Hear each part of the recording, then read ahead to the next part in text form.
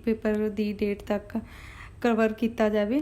पिछली वीडियो के विच भी आपां इसे तरह का ही सारे टॉपिक नूं ही कवर किया सीगा, वो भी तुसीं आई बटन ते क्लिक करके देख सकते हो, या पहलां देख लो या फिर बाद दे विच तुहानूं डिस्क्रिप्शन विच भी मिल जूगी। ते नाल ही वीडियो नूं लाइक ते शेयर जरूर करियो और चैनल नूं भी सबसक्राइब जरूर कर लियो। पहला अपना टॉपिक हैगा है रूप विग्यान। अज ना मैं इनू ब्लू टिक लगा रखी है, जेडे जेडे ते ब्लू टिक लगी हुई आप भी पढ़ांगे। और दूजी गल मेन ही पढ़ने हैं क्योंकि अपनी लास्ट मिनट रिविजन आ और आप रिविजन ही कर रहे हैं। ठीक है। रूप विग्यान जिहड़ा है भाषा विग्यान के अंतर्गत विशेष महत्ता का धारनी है। इसका संबंध बोली के ढांचे नाल अर्थात शब्द निर्माण नाल संबंधित है। इनू मार्फ भी कहा जाता है। भाषा विग्यान च मार्फ तो भाव शब्दों के रूप अते लॉगी तो भाव मार्फोलॉजी भी कहते हैं ना, और लॉगी तो भाव विग्यान। इसी तरह रूप विग्यान शब्द दे भाषा के शब्द निर्माण दीयां विधियां का अध्ययन करदा। रूप विग्यान दो रूप हुंदे आ, सामान्य रूप ते विशेष रूप। सामान्य रूप इस रूप विच भाषा के सधारण सिद्धांतां या नियमां उपर विचार किया जाता है। तो जिहड़ा विशेष रूप आ इहदे विच अंतर्गत किसी एक भाषा जां दो भाषावां नूं लिया जाता है। तो इस रूप विच भाषा दे नाल संबंधित इतिहासिक पक्ष उत्ते विचार की जाती है। इस रूप विच भाषा विच होए परिवर्तन जां अंतर नूं प्रगट किया जाता है ते दो भाषावां दे तुलनात्मक अध्ययन किया जाता है, अर्थात भाषा के इतिहासिक पक्ष ते शब्दावली के अंग का वर्णन किया जाता है। रूप विग्यान नूं भवंश विਉਂਤ भी कहा जाता है। ठीक है, ये वाली चीज़ याद रखनी है तुसीं।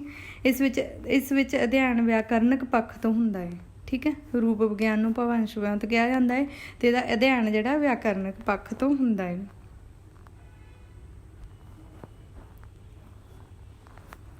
दूजी गल याद रखने वाली ये आ, किसी छोटी तो छोटी अर्थपूर्ण इकाई नूं भवंश कहा जाता है। शब्द घरों दे दो भाग स्पष्ट दिखाई दिंदे आ, घर प्लस इन्हां दोहां दे आपो अपने अर्थ आ। घर का मतलब रहने वाला स्थान ते भी एक विशेष भाव प्रगट कर रहा है। ठीक है, अगे जेकर तुसीं अकाला सिंह बेदी की स्टेटमेंट पढ़ लियो तो बहुत चंगी गल होगी। और अगे आंदा है शब्द दे दो प्रकार हुंदे आ, मूल शब्द ते निर्मित शब्द। रूपग्राम की है प्रसिद्ध भाषा विग्यानी निड्डा का कहना है कि शब्द जां शब्दांशां दी सार्थक निक्की तो निक्की इकाई रूपग्राम। रूपग्राम शब्दां दे अजिहे सार्थक अंश हुंदे हन जिन्हां दे अगे वंड हुंदी। अजिहे अंश मुक्त जां बंद भाव खुले जां बजवें दोहां तरह के हो सकते हैं। कई बार बदलती धुनी भी रूपग्राम हो सकती है, जिमें घोड़ा घोड़े विच आ दी थां बदलती धुनी रूपग्राम है। ठीक है, अगे आउंदा है रूपग्राम की पछाण दे तरीके किहड़े किहड़े आ। पहला हैगा ये शब्दां की गिनती के आधार पर भी रूपग्राम की पछाण की जाती है। कई बार पूरे शब्द ही रूपग्राम हुंदे हन जिन्हां दी टुकड़े करन की जरूरत नहीं पैंदी। नंबर 3 ते समासी शब्द टुकड़े आसानी नाल कीते जा सकते हैं। इत्थे दो शब्दां विच डैश की मदद नाल शब्दां दे टुकड़े कीते जांदे हन। नंबर 4 ते अर्थां की मदद नाल भी रूपग्रामां की पछाण हुंदी है। नंबर 5 कई बार एक ही शब्द अनेक रूपग्रामां जां प्रतिनिध हुंदा है जो एक शब्द जां शब्दांश अनेक व्याकरणक रूपां विचों प्रतिक्रम वजों करता है, वो रूपग्राम हुंदा है। ठीक है, अगे आउंदे आ रूपग्राम रूप विग्यान के संदर्भ विच जिहड़े होर संकल्पी जां परिभाषिक शब्द वरतों विच आउंदे आ, वो किहड़े किहड़े आ। धातु आउंदा है, धातु मूलांश विधेतर अगेतर पछेतर मधेतर। ठीक है, धातु की हुंदा है, धातु बारे मैथ्यूज का कथन है कि धातु वो मौलिक अंश आ जो हरेक कोशात्मक शब्द विच सदा मौजूद रहिंदा है। मतलब जो कोशात्मक शब्द विच मौजूद रहिंदा है, जिस विच मूल अर्थ तत्त शब्द समाया रहिंदा है ते इस तो इलावा अर्थात्मक दृष्टि तो भी ਸਿੱਧ ਹੁੰਦਾ ਹੈ। ਕਿਸੇ ਸ਼ਬਦ ਦੇ ਮੂਲ ਅਰਥ ਦਾ ਵਾਹਕ ਤੱਤ ਹੀ ਧਾਤੂ ਹੁੰਦਾ ਹੈ। ਕਹਿਣ ਦਾ ਭਾਵ ਜੋ ਵੀ ਕੱਟ ਕਟਾ ਕੇ ਸਾਰਾ ਕੁਛ ਕੱਟ ਤੇ ਲਾਸਟ ਤੇ ਜੋ ਕੋਸ਼ਾਤਮਕ ਸ਼ਬਦ ਬਚਦਾ ਹੈ ਉਹ ਧਾਤੂ ਹੁੰਦਾ ਹੈ। ਕੋਸ਼ਗਤ ਸ਼ਬਦ ਬਚਦਾ ਹੈ ਜਿਹੜਾ। ਔਰ ਦੂਜਾ ਹੈਗਾ ਹੈ ਮੂਲਾਂਸ਼ੂ।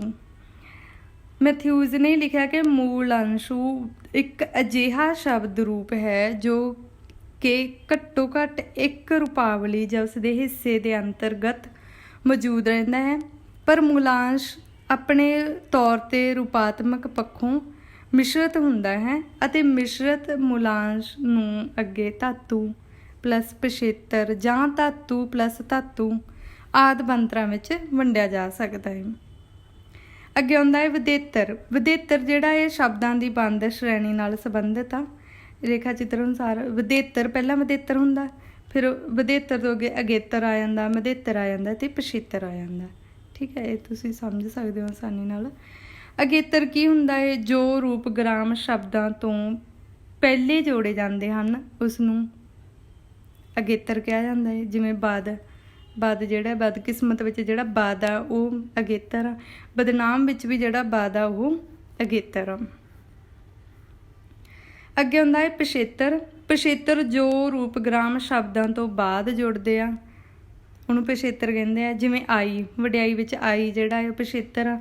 ਬੁਰਾਈ ਦੇ ਵਿੱਚ ਆਈ ਜਿਹੜਾ ਉਹ ਪਿਛੇਤਰ ਆ। ਅੱਗੇ ਹੁੰਦਾ ਮਧੇਤਰ।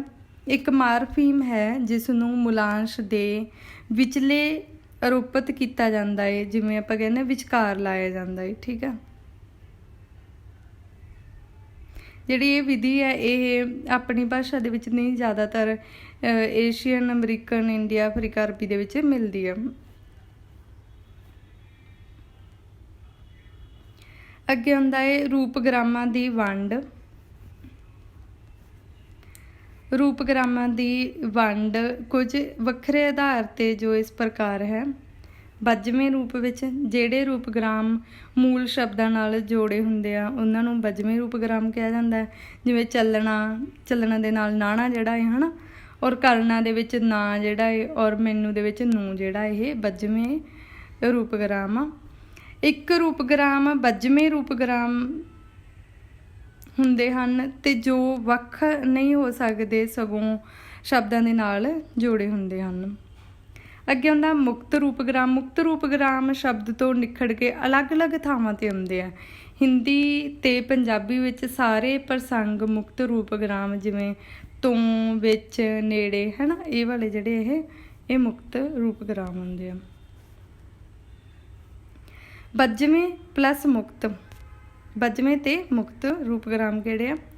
ਕਈ ਵਾਰ ਇੱਕੋ ਹੀ ਰੂਪਗ੍ਰਾਮ ਬੱਝਵੇਂ ਅਤੇ ਮੁਕਤ ਦੋਨਾਂ ਰੂਪਾਂ ਵਿੱਚ ਪਾਇਆ ਜਾਂਦਾ ਹੈ। ਜਿਵੇਂ ਚੱਲਦਾ, ਕਰਦਾ, ਕਰਨਾ, ਚੱਲਣਾ ਹੈ ਨਾ, ਇਹ ਬੱਝਵਾਂ ਹੋ ਗਿਆ ਔਰ ਇਹ ਮੁਕਤ ਹੋ ਗਿਆ। ਇਸ ਤੋਂ ਬਿਨਾਂ ਇਹ ਵਾਲੇ ਵੀ ਪੜ੍ਹਨ ਵਾਲੇ ਤਤਸਮ, ਅਰਧ ਤਤਸਮ, ਤਦਭਵ, ਵਿਦੇਸ਼ੀ ਜਾਂ ਦੇਸੀ ਹੈ ਨਾ, ਇਹ ਵੀ ਇਹਨਾਂ ਦੀਆਂ ਇਸ ਤਰ੍ਹਾਂ ਨਾਲ ਵੰਡ ਕੀਤੀ ਜਾਂਦੀ ਹੈ।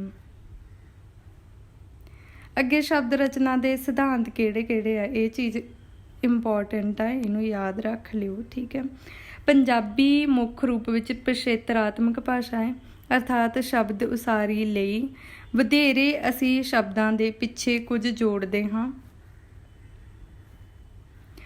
ਸ਼ਬਦਾਂ ਦੇ ਅੱਗੇ ਬਹੁਤ ਘੱਟ ਵਾਧਾ ਕੀਤਾ ਜਾਂਦਾ ਹੈ। ਕਿਸੇ ਵੀ ਸ਼ਬਦ ਨੂੰ ਇੱਕ ਤੋਂ ਵੱਧ ਅਗੇਤਰ ਨਹੀਂ ਲੱਗਦਾ, ਪਰ ਸ਼ਬਦ ਦੇ ਪਿੱਛੇ 4-4, 5-5 ਭਵੰਸ਼ ਆ ਜਾਂਦੇ ਆ। ਇਹ ਚੀਜ਼ ਯਾਦ ਰੱਖਿਓ। ਔਰ ਸਿਵਾਏ ਉਹਨਾਂ ਸ਼ਬਦਾਂ ਦੇ ਜਿਨ੍ਹਾਂ ਵਿੱਚ ਸਾਰੀਆਂ ਧੁਨੀਆਂ ਹੀ ਸਵਰ ਹੋਣ, ਬਾਕੀ ਸ਼ਬਦਾਂ ਦੇ ਆਰੰਭ ਵਿੱਚ ਇੱਕ ਤੋਂ ਵੱਧ ਸਵਰ ਨਹੀਂ ਆਉਂਦਾ, ਪਰ ਪਿੱਛੇ 4-4, 5 ਪਰ ਸਵਰ ਆ ਜਾਂਦੇ ਆ। ਤੀਜੀ ਗੱਲ, ਲੰਮੇ ਸ਼ਬਦਾਂ ਦੇ ਆਰੰਭ ਵਿੱਚ 2 ਦੀਰਘ ਸਵਰ ਹੇਠ ਉੱਤੇ ਨਹੀਂ ਆਉਂਦੇ। ਪੰਜਾਬੀ ਦੇ ਕਿਸੇ ਸ਼ਬਦ ਦੇ ਆਰੰਭ ਵਿੱਚ ੰਗਾਂ, ਨਾਣਾ ਅਤੇ ਰਾੜਾ ਨਹੀਂ ਆਉਂਦੇ। ਪੰਜਾਬੀ ਉਚਾਰਨ ਵਿੱਚ ਕਿਸੇ ਸ਼ਬਦ ਦੇ ਅੰਤ ਵਿੱਚ ਹਰਸਵ ਸਵਰ ਨਹੀਂ ਆਉਂਦਾ, ਅਰਥਾਤ ਕਿਸੇ ਸ਼ਬਦ ਦੇ ਅੰਤ ਵਿੱਚ ਸਿਹਾਰੀ ਜਾਂ ਔਂਕੜ ਨਹੀਂ ਆਉਂਦਾ। ਇਸ ਲਈ ਸੰਸਕ੍ਰਿਤ ਸ਼ਬਦ ਅੰਤ ਵਿੱਚ ਆਉਣ ਵਾਲੇ ਸਿਹਾਰੀ, ਔਂਕੜ ਦੀਰਘ ਸਵਰ ਵਿੱਚ ਬਦਲ ਜਾਂਦੇ ਆ ਜਾਂ ਬਿਲਕੁਲ ਉੱਡ ਜਾਂਦੇ ਆ। ਠੀਕ ਹੈ, ਇਹ ਵਾਲੀ ਤੁਸੀਂ ਐਗਜ਼ਾਮਪਲ ਦੇਖ ਸਕਦੇ ਹੋ, ਸੰਸਕ੍ਰਿਤ ਔਰ ਇਹਦੇ ਵਾਲੀ ਪੰਜਾਬੀ ਵਾਲੀ, ਸੌਰੀ।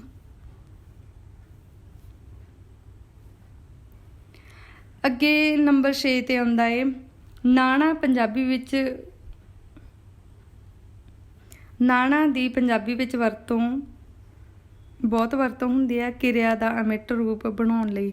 ਜਿੱਥੇ ਹਿੰਦੀ ਉਰਦੂ ਵਿੱਚ ਨਾਂ ਲੱਗਦਾ ਉੱਥੇ ਪੰਜਾਬੀ ਵਿੱਚ ਨਾਣਾ ਨਾ ਕੰਨਾ ਲਾ ਕੇ ਬੋਲਿਆ ਜਾਂਦਾ। ਪਰ ਜੇ ਕਿਰਿਆ ਮੂਲ ਦੀ ਅੰਤਮ ਧੁਨੀ ਨਾਣਾ ਗੱਗਾ ਡਾੜਾ ਹੋਵੇ ਤਾਂ ਪੰਜਾਬੀ ਵਿੱਚ ਨੰਨੇ ਕੰਨਾ ਨਾ ਲੱਗਦਾ ਹੈ। ਠੀਕ ਆ, ਅੱਗੇ ਆਪਣਾ ਟੌਪਿਕ ਆਉਂਦਾ ਹੈ ਪੰਜਾਬੀ ਅਰਥ ਵਿਗਿਆਨ। ਸਾਹਿਤਕ ਤੇ ਸਾਰਥਕ ਭਾਸ਼ਾ ਦੋ ਤੱਤਾਂ ਦੇ ਸੁਮੇਲ ਦੇ ਨਾਲ ਬਣਦੀ ਆ। ਸ਼ਬਦ ਤੱਤ ਦੇ ਅਰਥ ਤੱਤ।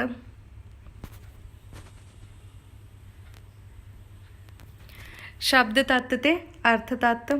ਸ਼ਬਦ ਦਾ ਸੰਬੰਧ ਸੁਣਨ ਤੋਂ ਪਤਾ ਲੱਗਦਾ ਹੈ ਕਿ ਢਾਂਚੇ ਨਾਲ ਤੇ ਅਰਥ ਨਾਲ ਸੰਬੰਧਿਤ ਉਸਦੇ ਅੰਦਰੂਨੀ ਆਤਮਾ ਜਾਂ ਅਰਥਾਂ ਨਾਲ ਹੈ। ਜੇਕਰ ਭਾਸ਼ਾ ਦੇ ਢਾਂਚੇ ਦਾ ਅਧਿਐਨ ਕਰਨਾ ਜ਼ਰੂਰੀ ਹੈ ਤਾਂ ਭਾਸ਼ਾ ਦੀ ਆਤਮਾ ਦਾ ਅਧਿਐਨ ਵੀ ਜ਼ਰੂਰੀ ਹੈ। ਅਰਥ ਵਿਗਿਆਨ ਭਾਸ਼ਾ ਦੇ ਹੋਰਨਾਂ ਵਿਗਿਆਨਾਂ ਜਾਂ ਭਾਸ਼ਾ ਦਾ ਅਧਿਐਨ ਦਾ ਇੱਕ ਅਜਿਹਾ ਪਹਿਲੂ ਹੈ ਜਿਸ ਉੱਪਰ ਭਾਸ਼ਾ ਵਿਗਿਆਨੀਆਂ ਨੇ ਪਹਿਲਾਂ ਬਹੁਤ ਧਿਆਨ ਨਹੀਂ ਦਿੱਤਾ। ਅਰਥ ਵਿਗਿਆਨ ਅੰਗਰੇਜ਼ੀ ਦੇ ਸ਼ਬਦ ਸਮੈਂਟਿਕਸ ਦਾ ਪੰਜਾਬੀ ਅਨੁਵਾਦ ਹੈ। ਠੀਕ ਹੈ, ਅਤੇ ਇਸ ਨੂੰ ਸਮੈਂਟੋਲੋਜੀ ਅਤੇ ਔਰ ਇਹ ਵਾਲੇ ਸ਼ਬਦ ਵੀ ਆਦਿ ਨਾਮਾਂ ਨਾਲ ਵੀ ਜਾਣਿਆ ਜਾਂਦਾ ਹੈ। ਇਹ ਵਾਲਾ ਹੀ ਜ਼ਿਆਦਾ ਪੁੱਛਿਆ ਜਾਂਦਾ।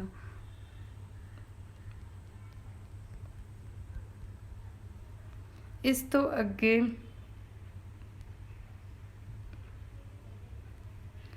ਪ੍ਰੇਮ ਪ੍ਰਕਾਸ਼ ਦੀ ਆਪਾਂ ਇੱਕ ਐਗਜ਼ਾਮਪਲ ਪੜ੍ਹਾਂਗੇ ਸਟੇਟਮੈਂਟ। ਭਾਸ਼ਾ ਦੇ ਸ਼ਬਦਾਂ ਸ਼ਬਦ ਰੂਪ ਵਾਕਾਂ ਆਦਿ ਦੇ ਅਰਥ ਅਤੇ ਅਰਥ ਪਰਿਵਰਤਨਾਂ ਦਾ ਵਿਗਿਆਨਕ ਅਧਿਐਨ ਹੀ ਸ਼ਬਦਾਰਥ ਵਿਗਿਆਨ ਹੁੰਦਾ ਹੈ। ਠੀਕ ਆ, ਇੱਕ ਚੀਜ਼ ਇਹ ਵੀ ਇੰਪੋਰਟੈਂਟ ਆ, ਅਰਥ ਬਾਰੇ ਕੁਝ ਭਾਰਤੀ ਸਿਧਾਂਤ।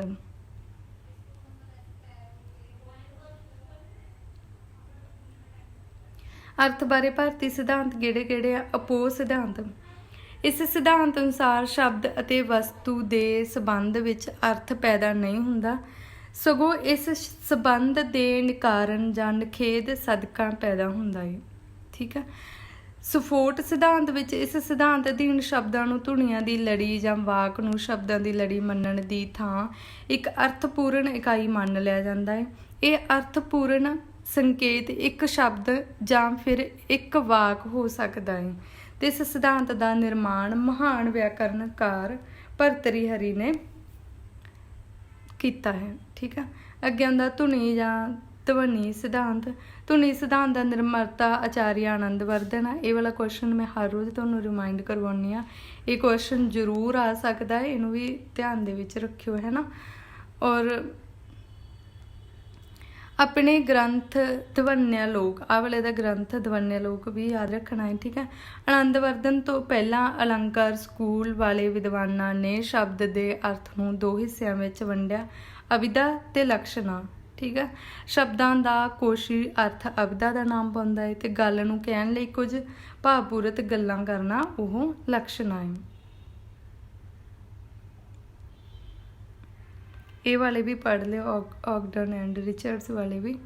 ਤਿੰਨ ਅੰਗ ਮੰਨਿਆ ਸੰਕੇਤ, ਸੰਕੇਤਕ ਵਸਤੂ, ਸੋਚ ਤੇ ਸੰਕੇਤਕ। ਅੱਗੇ ਆਉਂਦਾ ਹੈ ਤਰਕ ਸ਼ਾਸਤਰ, ਚਿੰਨ੍ਹ ਵਿਗਿਆਨ ਤੇ ਭਾਸ਼ਾ ਸ਼ਾਸਤਰ। ਤਰਕ ਸ਼ਾਸਤਰ ਕੀ ਹੈ? ਤਰਕ ਸ਼ਾਸਤਰ ਦੇ ਅਰਥ ਵਿਗਿਆਨ ਅਧੀਨ ਉਹਨਾਂ ਨਿਯਮਾਂ ਤੇ ਵਿਧੀਆਂ ਦਾ ਅਧਿਐਨ ਕੀਤਾ ਜਾਂਦਾ ਜਿਨ੍ਹਾਂ ਅਨੁਸਾਰ ਚਿੰਨ੍ਹ ਤੇ ਸੰਕੇਤ ਅਰਥ ਗ੍ਰਹਿਣ ਕਰਦੇ ਆ।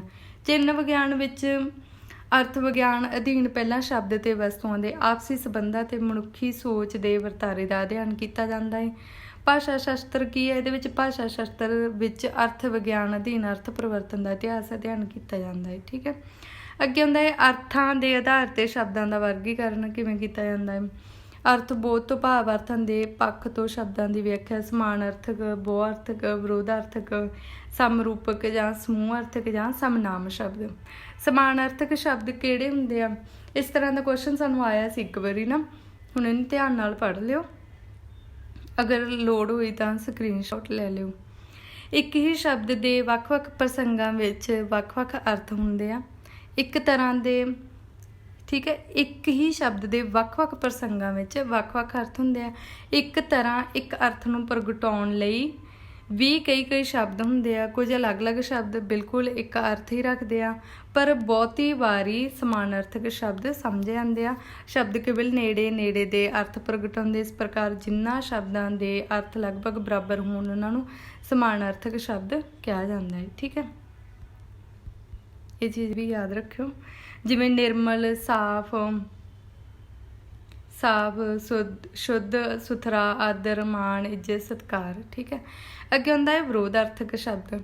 ਜਿਹੜੇ ਸ਼ਬਦ ਅਰਥ ਆਪਸ ਵਿੱਚ ਨਾ ਮਿਲਣ ਤੇ ਇੱਕ ਦੂਜੇ ਦੇ ਉਲਟ ਹੋਣ ਉਹਨਾਂ ਨੂੰ ਵਿਰੋਧਾਰਥਕ ਸ਼ਬਦ ਕਿਹਾ ਜਾਂਦਾ ਹੈ। ਗੂੜਾ, ਫਿੱਕਾ, ਢਿੱਲਾ, ਕਸਿਆ, ਆਸ਼ਾ, ਨਿਰਾਸ਼ਾ, ਬਰੀਕ, ਮੋਟਾ, ਸੱਚ, ਝੂਠ, ਆਸਤਿਕ, ਨਾਸਤਿਕ। ਠੀਕ ਹੈ, ਸਮੂਹ ਅਰਥਕ ਸ਼ਬਦ। ਜਿਹੜੇ ਸ਼ਬਦ ਕਿਸੇ ਸਮੂਹ ਜਾਂ ਇਕੱਠ ਲਈ ਵਰਤੇ ਜਾਂਦੇ ਆ, ਜਿਵੇਂ ਤ੍ਰਿੰਜਣ, ਮੰਡੀ, ਗੁੱਛਾ।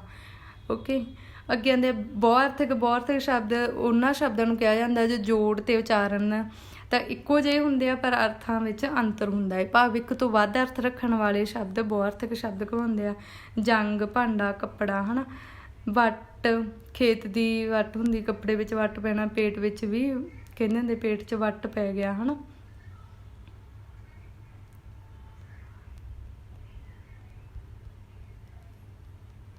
ਬਹੁਤ ਆਸਾਨ ਆ, ਆਰਾਮ ਨਾਲ ਪੜ੍ਹ ਲਿਓ। ਅੱਗੇ ਹੁੰਦਾ ਹੈ ਸਮਰੂਪਕ ਸ਼ਬਦ। ਜਦੋਂ ਇੱਕ ਤੋਂ ਵੱਧ ਅਰਥਾਂ ਨੂੰ ਇੱਕੋ ਸ਼ਬਦ ਰੂਪ ਨਾਲ ਸੰਬੰਧਿਤ ਕੀਤਾ ਜਾ ਸਕੇ, ਉਹਨਾਂ ਸ਼ਬਦਾਂ ਦੇ ਉਚਾਰਨ ਦੇ ਸ਼ਬਦ ਜੋੜ ਮਿਲਦੇ ਹੋਣ ਪਰ ਉਹਨਾਂ ਦੇ ਅਰਥ ਵੱਖਰੇ ਹੋਣ, ਉਹਨਾਂ ਨੂੰ ਸਮਰੂਪਕ ਸ਼ਬਦ ਕਿਹਾ ਜਾਂਦਾ ਹੈ। ਜਿਵੇਂ ਕੇਸ, ਵਾਲ ਵੀ ਹੁੰਦੇ ਤੇ ਕੇਸ ਮੁਕੱਦਮਾ ਵੀ ਹੁੰਦਾ, ਹੈ ਨਾ। ਇਹ ਸਮਰੂਪਕ ਆ। ਔਰ ਸਮਨਾਮ ਸ਼ਬਦ ਉਹ ਹੁੰਦੇ ਆ, ਉਹ ਸ਼ਬਦ ਜੋ ਇੱਕੋ ਜਿਹੇ ਅਰਥਾਂ ਕਾਰਨ ਇੱਕ ਦੂਜੇ ਜਿਹੇ ਜਾਪਦੇ ਆ। ਪੰਜਾਬੀ ਵਿੱਚ ਜਿਹੇ ਸ਼ਬਦ ਜਿਵੇਂ ਚਾਂਦੀ ਵਰਗਾ ਰੰਗ, ਸੋਨੇ ਵਰਗੇ ਵਾਲ, ਹੈ ਨਾ।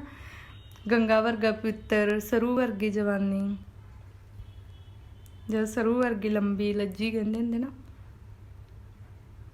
ਅਰਥ ਵਿਕਾਸ ਦੀਆਂ ਦਿਸ਼ਾਵਾਂ ਕਿਹੜੀਆਂ? ਅਰਥ ਵਿਸਥਾਰ, ਅਰਥ ਸੰਕੋਚ, ਅਰਥ ਆਦੇਸ਼, ਅਰਥ ਉਚਿਤਤਾ, ਅਰਥਹੀਨਤਾ। ਠੀਕ ਹੈ, ਇਸ ਤਰ੍ਹਾਂ ਦੀਆਂ ਹੋਣਗੀਆਂ ਅਰਥ ਵਿਸਥਾਰ ਦੀਆਂ ਦਿਸ਼ਾਵਾਂ। ਅਰਥ ਵਿਸਥਾਰ ਕੀ ਹੈ? ਜਦੋਂ ਕੋਈ ਸ਼ਬਦ ਦਾ ਅਰਥ ਵਿਸ਼ਾਲ ਖੇਤਰ ਵਿੱਚ ਪ੍ਰਵੇਸ਼ ਕਰ ਜਾਂਦਾ ਹੈ ਤਾਂ ਇਸ ਨੂੰ ਅਰਥ ਵਿਸਥਾਰ ਕਹਿੰਦੇ ਆ। ਜਿਵੇਂ ਆਪਾਂ ਕਹਿੰਦੇ ਤਿਲਾਂ ਦਾ ਸਾਰ ਜਾਂ ਨਿਚੋੜ, ਪਰ ਹੁਣ ਇਹ ਸਰੋਂ, ਅਲਸੀ, ਮੂੰਗਫਲੀ ਕਈ ਤਰ੍ਹਾਂ ਦੇ ਤੇਲ ਦੇ ਅਰਥਾਂ ਦਾ ਬੋਧ ਕਰਵਾਉਂਦਾ ਹੈ। ਜਿਵੇਂ ਅਰਬੀ ਭਾਸ਼ਾ ਦਾ ਸਿਆਹੀ ਸ਼ਬਦ ਜਿਹੜਾ ਅਰਥ ਸੀਗਾ ਕਾਲੀ, ਪਹਿਲਾਂ ਅਰਬੀ ਦੇ ਵਿੱਚ ਸਿਆਹੀ ਦਾ ਮਤਲਬ ਕਾਲੀ ਸੀ, ਪਰ ਹੁਣ ਇਸ ਦਾ ਅਰਥ ਕਾਲੀ ਹੀ ਨਹੀਂ ਰਿਹਾ, ਸਗੋਂ ਸਿਆਹੀ, ਨੀਲੀ ਨੂੰ ਵੀ ਸਿਆਹੀ ਕਹਿ ਦਿੰਦੇ ਆ, ਕਾਲੀ ਨੂੰ ਵੀ, ਹਰੀ ਨੂੰ ਵੀ, ਹੈ ਨਾ। ਸਾਰੀਆਂ ਸਿਆਹੀਆਂ ਵਰਤੀਆਂ ਜਾਂਦੀਆਂ ਔਰ ਇਹ ਅਰਥ ਵਿਸਥਾਰ ਹੋ ਗਿਆ ਸ਼ਬਦ ਦਾ। ਅਰਥ ਸੰਕੋਚ ਦੇ ਵਿੱਚ ਉਹ ਹੁੰਦਾ ਹੈ ਜਦੋਂ ਮਨੁੱਖੀ ਭਾਵ ਬਦਲਦੇ ਰਹਿੰਦੇ ਆ, ਨਵੇਂ ਭਾਵਾਂ ਲਈ ਨਵੇਂ ਸ਼ਬਦ, ਪੁਰਾਣੇ ਲਈ ਨਵੇਂ ਸ਼ਬਦ ਉਪਜਦੇ ਰਹਿੰਦੇ ਆ। ਇਸ ਕਰਕੇ ਕਈ ਵਾਰੀ ਸ਼ਬਦ ਵਿਸ਼ਾਲ ਅਰਥਾਂ ਨੂੰ ਛੱਡ ਕੇ ਸੁੰਗੜ ਜਾਂਦਾ ਹੈ। ਠੀਕ ਹੈ, ਇਹ ਰੁਚੀ ਕਾਫੀ ਪ੍ਰਚਲਿਤ ਆ। ਜਿਵੇਂ ਮ੍ਰਿਗ ਸ਼ਬਦ ਦਾ ਜਿਹੜਾ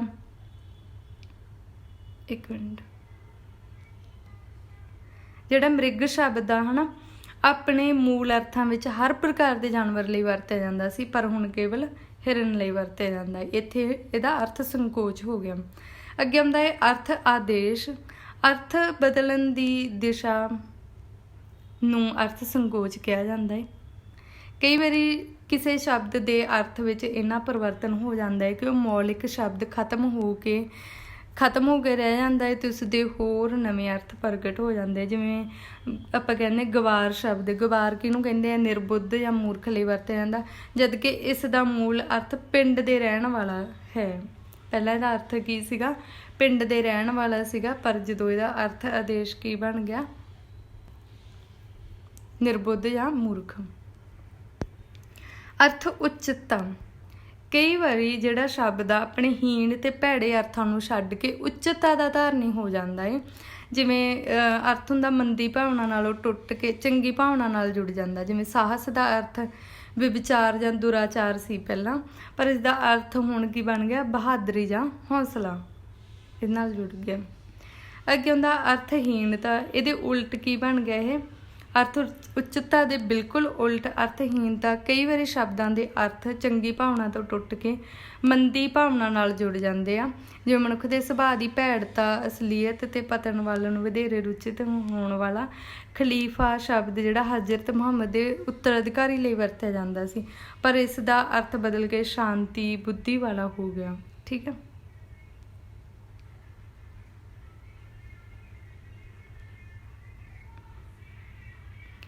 ਇਹਨਾਂ ਸ਼ਬਦਾਂ ਦੇ ਅਰਥ ਵਿਚਲੀਆਂ ਇਹ ਦਿਸ਼ਾਵਾਂ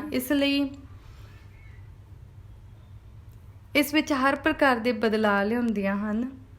ਵਿਚਲੀਆਂ ਦਿਸ਼ਾਵਾਂ ਹੀ ਇਸ ਵਿੱਚ ਹਰ ਪ੍ਰਕਾਰ ਦੇ ਬਦਲਾਅ ਲਿਆਉਂਦੀਆਂ। ਧੁਨੀਆਂ ਵਿੱਚ ਜਿਵੇਂ ਪਰਿਵਰਤਨ ਆਉਂਦਾ ਹੈ, ਅਰਥਾਂ ਵਿੱਚ ਵੀ ਬਦਲਾਅ ਆਉਂਦਾ ਜਾਂਦਾ ਹੈ।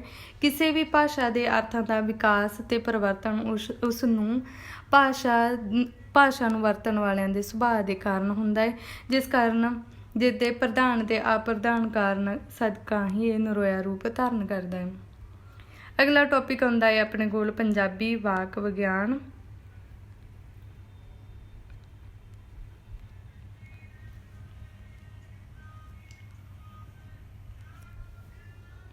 ਵਾਕ ਦੀ ਪਰਿਭਾਸ਼ਾ ਵੱਖ-ਵੱਖ ਭਾਸ਼ਾ ਵਿਗਿਆਨੀਆਂ ਨੇ ਵੱਖ-ਵੱਖ ਦ੍ਰਿਸ਼ਟੀਕੋਣਾਂ ਤੋਂ ਦਿੱਤੀ ਹੈ।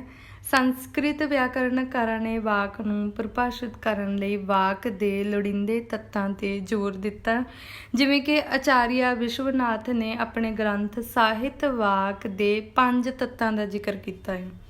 ਸਾਰਥਕਤਾ, ਯੋਗਤਾ, ਨੇੜਤਾ।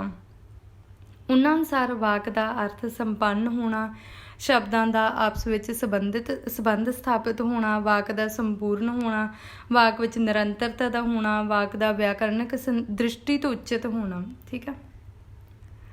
ਔਰ ਪੱਛਮੀ ਵਿਆਕਰਨਕਾਰਾਂ ਨੇ ਵਾਕ ਦੀ ਪਰਿਭਾਸ਼ਾ 2 ਵਰਗਾਂ ਵਿੱਚ ਕੀਤੀ ਹੈ, ਵਿਚਾਰਵਾਦੀ ਪਰਿਭਾਸ਼ਾ ਤੇ ਰੂਪਵਾਦੀ ਪਰਿਭਾਸ਼ਾ।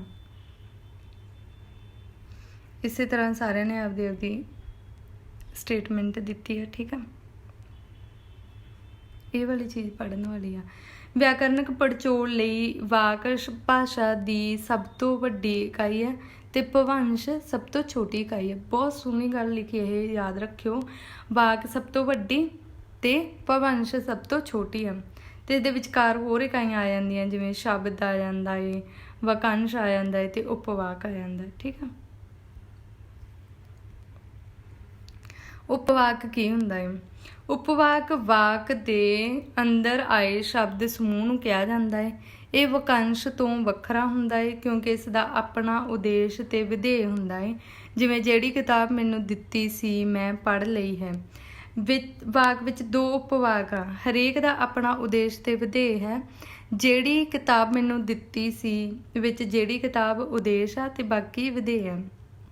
ਇਸ ਤਰ੍ਹਾਂ ਮੈਂ ਪੜ੍ਹ ਲਈ, ਮੈਂ ਉਦੇਸ਼, ਪੜ੍ਹ ਲਈ ਵਿਧੇਯ ਹੈ। ਠੀਕ ਹੈ।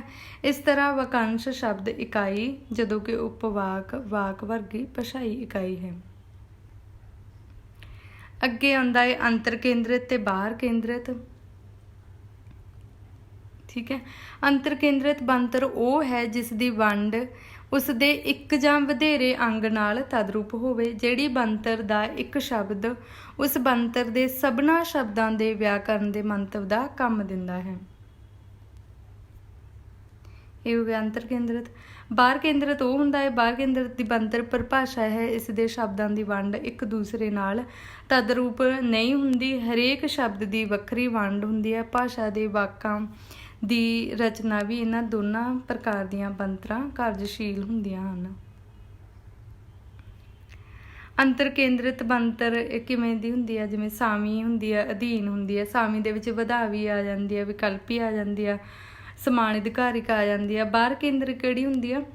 ਸੰਕੇਤਕ ਹੁੰਦੀ ਆ, ਸੰਯੋਜਕੀ ਹੁੰਦੀ ਹੈ ਤੇ ਵਿਧੇਈ ਹੁੰਦੀ ਆ। ਤੁਸੀਂ ਇਹ ਚੀਜ਼ ਯਾਦ ਰੱਖਣੀ ਹੈ। ਠੀਕ ਹੈ।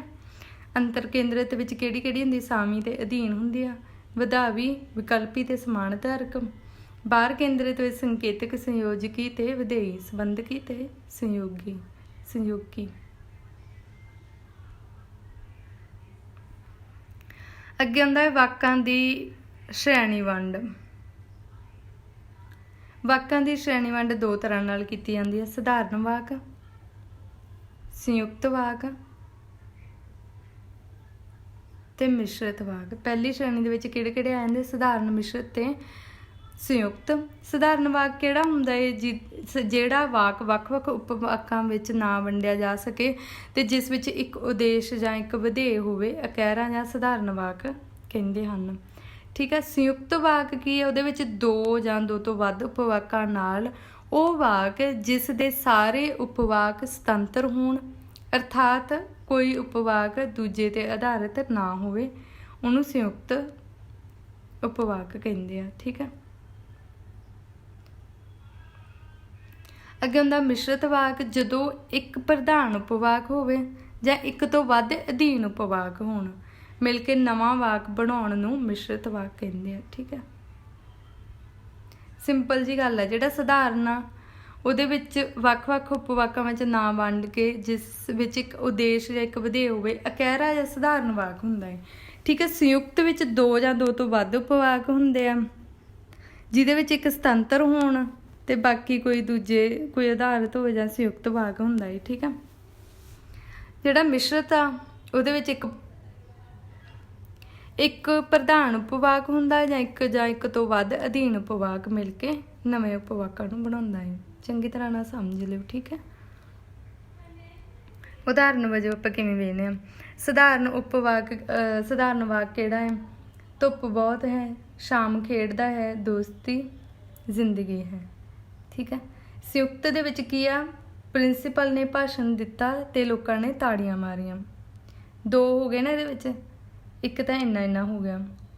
ਪ੍ਰਿੰਸੀਪਲ ਨੇ ਭਾਸ਼ਣ ਦਿੱਤਾ ਤੇ ਲੋਕਾਂ ਨੇ ਤਾੜੀਆਂ ਮਾਰੀਆਂ। ਠੀਕ ਹੈ। ਇੱਕ ਮਿੰਟ,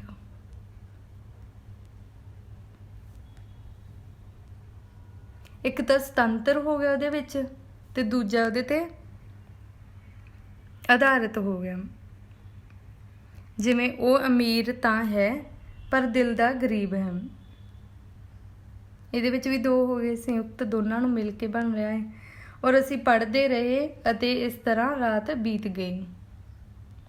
ਮਿਸ਼ਰਤ ਵਿੱਚ ਕੀ ਹੁੰਦਾ ਹੈ? ਮੈਂ ਕਾਰ ਖਰੀਦ ਲਈ ਹੈ ਜਿਸ ਦੀ ਤੁਸੀਂ ਪ੍ਰਸ਼ੰਸਾ ਕਰਦੇ ਸੀ। ਅੱਗੇ ਹੁੰਦਾ ਹੈ ਮੈਂ ਨਹੀਂ ਦੱਸ ਸਕਦਾ ਕਿ ਉਹ ਕਦੋਂ ਆਏਗਾ। ਇਹ ਮਿਸ਼ਰਤ ਹੋ ਗਿਆ। ਜਿਸ ਦੇ ਕੋਲ ਧਨ ਹੋਵੇ ਉਸ ਦੀ ਹਰ ਕੋਈ ਤਾਰੀਫ ਕਰਦਾ ਹੈ।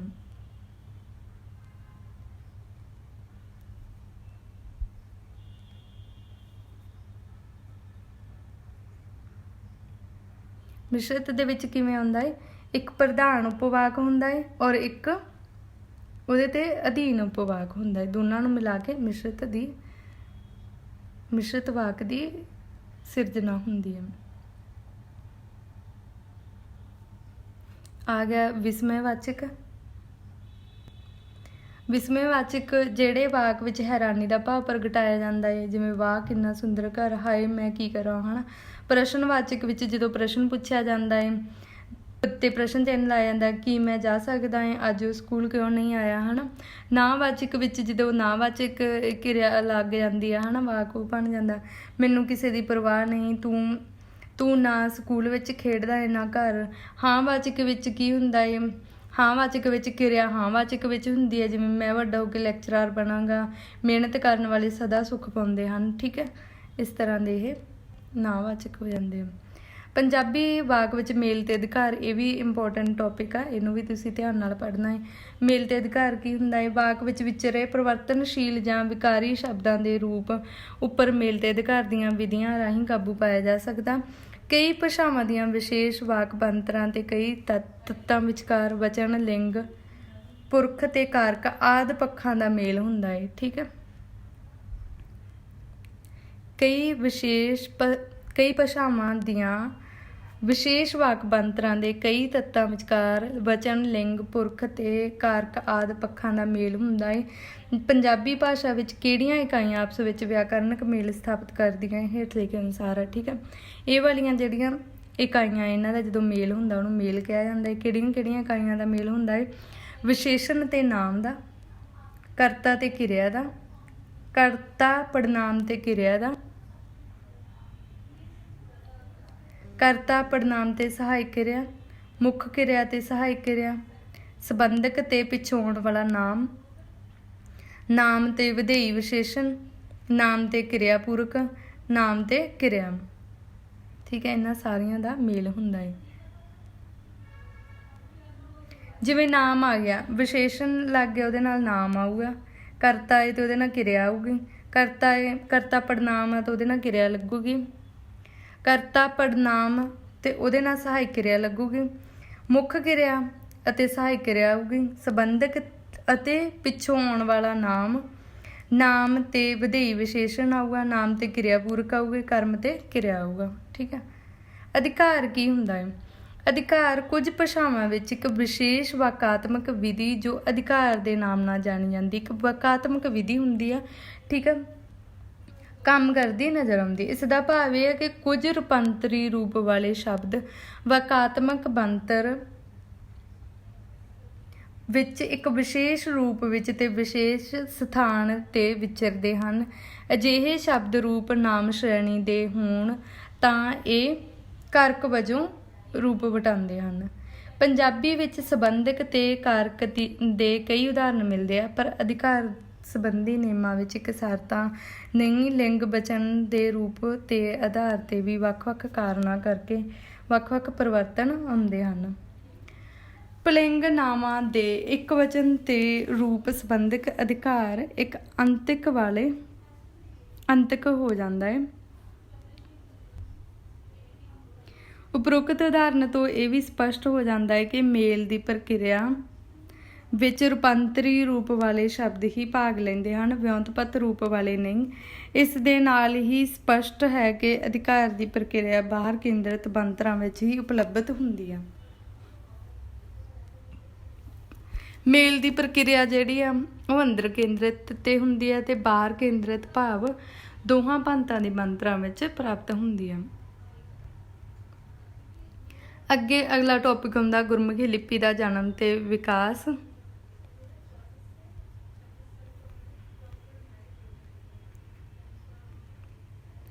ਕੋਈ ਵੀ ਭਾਸ਼ਾ ਲਿਪੀ, ਇਹਨੂੰ ਨਾ ਮੈਂ ਇਸੇ ਤਰ੍ਹਾਂ ਬੋਲ ਕੇ ਸੁਣਾ ਦਿੰਦੀ ਹਾਂ ਤੁਹਾਨੂੰ। ਇਹ ਤਾਂ ਤੁਹਾਨੂੰ ਵੈਸੇ ਸਭ ਨੂੰ ਪਤਾ ਹੀ ਹੋਊਗਾ, ਇੱਕ ਵਾਰੀ ਦਿਮਾਗ ਦੇ ਵਿੱਚ ਕੱਢ ਲਓ, ਹੈ ਨਾ। ਕੋਈ ਵੀ ਭਾਸ਼ਾ ਜਿਹੜੀ ਉਹ ਲਿਪੀਬੱਧ ਹੋਏ ਤੋਂ ਬਿਨਾਂ ਲਿਖਣੀ ਅਸੰਭਵ ਹੈ। ਚਾਹੇ ਭਾਸ਼ਾ ਪਹਿਲਾਂ ਤੋਂ ਹੋਂਦ ਵਿੱਚ ਆਉਂਦੀ ਹੈ ਤੇ ਲਿਪੀ ਬਾਅਦ ਵਿੱਚ, ਪਰ ਕਿਸੇ ਭਾਸ਼ਾ ਦੇ ਲਿਪੀਬੱਧ ਹੋਣ ਮਗਰੋਂ ਇਸ ਦੀ ਮਹੱਤਤਾ ਬਹੁਤ ਵੱਧ ਜਾਂਦੀ ਹੈ, ਕਿਉਂਕਿ ਕਿਸੇ ਵੀ ਭਾਸ਼ਾ ਦੇ ਲਿਪੀਬੱਧ ਨਾ ਹੋਣ ਤੇ ਉਸ ਦੀ ਰਚਨਾ ਕਰਨਾ ਅਸੰਭਵ ਹੋ ਜਾਂਦਾ ਹੈ। ਪਰ ਜਿਸ ਲਿਪੀ ਦੇ ਅੱਖਰਾਂ ਵਿੱਚ ਅਸੀਂ ਪੰਜਾਬੀ ਭਾਸ਼ਾ ਲਿਖਦੇ ਉਹਨੂੰ ਗੁਰਮੁਖੀ ਲਿਪੀ ਕਿਹਾ ਜਾਂਦਾ ਹੈ। ਗੁਰਮੁਖੀ ਲਿਪੀ ਭਾਰਤੀ ਹੋਰਨਾਂ ਲਿਪੀਆਂ ਵਾਂਗ ਕਾਫੀ ਮਹੱਤਤਾ ਦੀ ਧਾਰਨੀ ਹੈ। ਗੁਰਮੁਖੀ ਜੋ ਅਜੋਕੇ ਰੂਪ ਵਿੱਚ ਸਾਨੂੰ ਨਜ਼ਰ ਆਉਂਦੀ ਆ, ਉਹ ਕਈ ਪੜਾਅ ਪਾਰ ਕਰਨੇ ਪਏ ਹਨ। ਪੰਜਾਬੀ ਨੂੰ ਲਿਖਣ ਲਈ ਗੁਰਮੁਖੀ ਹੀ ਸ੍ਰੇਸ਼ਟ ਲਿਪੀ ਹੈ। 1966 ਵਿੱਚ ਪੰਜਾਬੀ ਭਾਸ਼ਾ ਨੂੰ ਪੰਜਾਬ ਰਾਜ ਦੀ ਭਾਸ਼ਾ ਦਾ ਮਾਣ ਬਖਸ਼ਿਆ। ਇਹ ਵਾਲੀ ਚੀਜ਼ ਆ ਜਿਹੜੀ ਤੁਸੀਂ ਯਾਦ ਰੱਖਣੀ ਆ। 1966 ਵਿੱਚ ਪੰਜਾਬੀ ਭਾਸ਼ਾ ਨੂੰ ਪੰਜਾਬ ਰਾਜ ਦੀ ਭਾਸ਼ਾ ਦਾ ਮਾਣ ਬਖਸ਼ਿਆ। ਇਹ ਵਾਲਾ ਕੁਐਸਚਨ ਆ ਜਾਂਦਾ ਹੁੰਦਾ। ਇਹ ਗੱਲ ਯਾਦ, ਇੱਕ ਗੱਲ ਇਹ ਹੈ ਕਿ ਸਦੀਆਂ ਬਲਕਿ ਹਜ਼ਾਰਾਂ ਸਾਲ ਵਿੱਚ ਮਨੁੱਖੀ ਭਾਸ਼ਾ ਦਾ ਨਿਰਮਾਣ ਹੋਇਆ। ਭਾਸ਼ਾ ਦੇ ਅਨਮੋਲ ਬਚਨਾਂ, ਯਾਦਾਂ, ਸੁਨੇਹਿਆਂ ਨੂੰ ਲਿਖਤ ਰੂਪ ਵਿੱਚ ਲਿਆਉਣ ਲਈ ਹਜ਼ਾਰਾਂ ਸਾਲਾਂ ਦਾ ਸੰਘਰਸ਼ ਕਰਨਾ ਪਿਆ। ਪਹਿਲ ਲੋਕਾਂ ਵਿੱਚ ਗੰਢ ਲਿਪੀ ਸ਼ਾਮਿਲ ਸੀ, ਭਾਵ ਇਸ ਨੂੰ ਕਿਸੇ ਕੱਪੜੇ ਤੇ ਗੰਢ ਮਾਰ ਕੇ ਗੱਲ ਯਾਦ ਰੱਖਣੀ। ਪਰ ਇਸ ਲਿਪੀ ਨੂੰ ਮਨੁੱਖ ਦੇ ਪੂਰਨ ਹਾਵ ਪ੍ਰਗਟਾਉਣ ਦੀ ਸਫਲਤਾ ਨਾ ਪਾ ਸਕੀ। ਫਿਰ ਚਿੱਤਰ ਲਿਪੀ ਪ੍ਰਚਲਿਤ ਹੋਈ। ਇੱਥੇ ਤੁਸੀਂ ਇੱਕ ਚੀਜ਼ ਯਾਦ ਰੱਖਣੀ ਆ, ਪਹਿਲੀ ਕਿਹੜੀ ਆਉਂਦੀ ਆ? ਗੰਢ ਲਿਪੀ ਆਉਂਦੀ ਆ, ਠੀਕ ਹੈ। ਉਸ ਤੋਂ ਬਾਅਦ ਆਉਂਦੀ ਆ ਚਿੱਤਰ ਲਿਪੀ। ਇਹ ਲਿਪੀ ਵੀ ਮਨੁੱਖ ਦੀਆਂ ਜ਼ਰੂਰਤਾਂ ਨੂੰ ਪੂਰੀਆਂ ਨਾ ਕਰ ਸਕੀ। ਚਿੱਤਰ ਲਿਪੀ ਵੀ ਜ਼ਰੂਰਤਾਂ ਨੂੰ ਪੂਰੀਆਂ ਨਾ ਕਰ ਸਕੀ, ਜਿਸ ਮਗਰੋਂ ਚਿੱਤਰਾਂ ਦੀ ਵੱਖ-ਵੱਖ ਭਾਵਾਂ ਲਈ ਵੱਖ-ਵੱਖ ਚਿੰਨ੍ਹ ਨਿਯੰਤ ਕਰਨ ਲਈ, ਜਿਸ ਨੂੰ ਭਾਵ ਲਿਪੀ ਕਿਹਾ ਜਾਂਦਾ ਹੈ, ਠੀਕ ਹੈ। ਉਸ ਤੋਂ ਬਾਅਦ ਆਉਂਦੀ ਆ ਭਾਵ ਲਿਪੀ।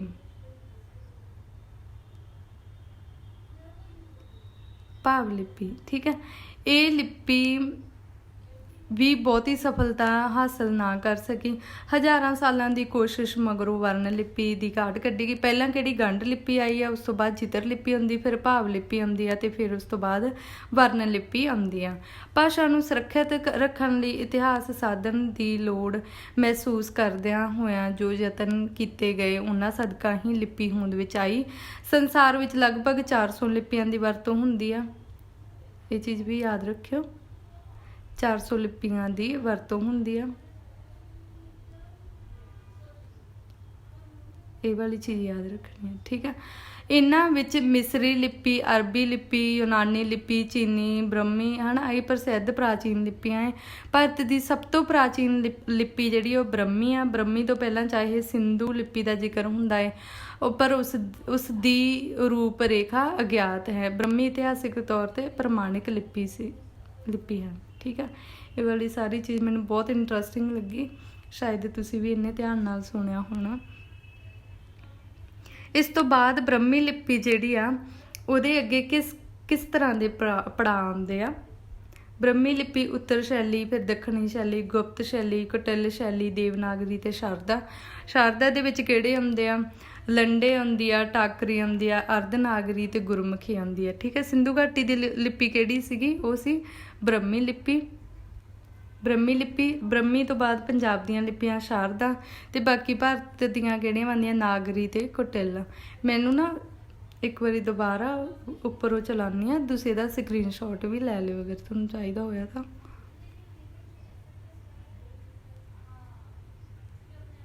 ਇਸ ਤਰ੍ਹਾਂ ਤੁਸੀਂ ਇਹਦਾ ਸਕਰੀਨਸ਼ਾਟ ਲੈ ਲਿਓ। ਗੁਰਮੁਖੀ ਲਿਪੀ ਦੀ ਪ੍ਰਾਚੀਨਤਾ। ਗੁਰੂ ਨਾਨਕ ਦੇਵ ਜੀ ਤੋਂ ਪਹਿਲਾਂ ਗੁਰਮੁਖੀ ਲਿਪੀ ਪ੍ਰਚਲਿਤ ਸੀ, ਪਰ ਇਸ ਦਾ ਨਾਮ ਕੋਈ ਹੋਰ ਸੀ। ਗੌਰੀ ਸ਼ੰਕਰ ਹੀਰਾਚੰਦ ਔਜਾ ਨੇ ਅਰਧਨਾਗਰੀ ਲਿਪੀ ਦਾ ਜ਼ਿਕਰ ਕੀਤਾ ਹੈ, ਜੋ ਕਿ ਸ਼ਾਰਦਾ ਤੇ ਨਾਗਰੀ ਲਿਪੀ ਦੇ ਸੁਮੇਲ ਤੋਂ ਹੋਂਦ ਵਿੱਚ ਆਈ। ਰਾਜਿਆਂ ਦੀ ਸਰਕਾਰੀ ਲਿਪੀ ਅਰਧਨਾਗਰੀ ਸੀ। ਮਹਿਮੂਦ ਗਜ਼ਨਵੀ ਦੇ ਰਾਜ ਤੋਂ ਪਹਿਲਾਂ ਪੰਜਾਬ ਦੀ ਹਰਮਨ ਪਿਆਰੀ ਲਿਪੀ ਅਰਧਨਾਗਰੀ ਸੀ। ਇਸ ਦਾ ਪ੍ਰਗਟਾਅ ਐਲ ਬਰੂਨੀ ਨੇ ਆਪਣੀ ਪੁਸਤਕ ਅਲ ਹਿੰਦ ਵਿੱਚ ਵੀ ਕੀਤਾ ਹੈ, ਠੀਕ ਹੈ। GB ਸਿੰਘ ਨੇ ਕਈ ਖੂਹਾਂ ਦੇ ਪੱਥਰਾਂ ਤੇ ਗੁਰਮੁਖੀ ਅੱਖਰ ਉਕਰੇ ਦੱਸਿਆ। ਜਗਰਾਉਂ ਦੇ ਇੱਕ ਪਿੰਡ ਹਠੂਰ ਵਿੱਚ ਅਜਿਹਾ ਕੋਈ ਖੂਹ ਮਿਲਦੇ ਆ ਜਿਨ੍ਹਾਂ ਉੱਪਰ ਗੁਰਮੁਖੀ ਲਿਪੀ ਤੇ ਉਹਨਾਂ ਦੇ ਸਨ ਤੇ ਪੁਰਾਤਨ ਮਤਲਬ ਉਹਦੀ ਪ੍ਰਾਚੀਨਤਾ ਮਿਲਦੀ ਆ।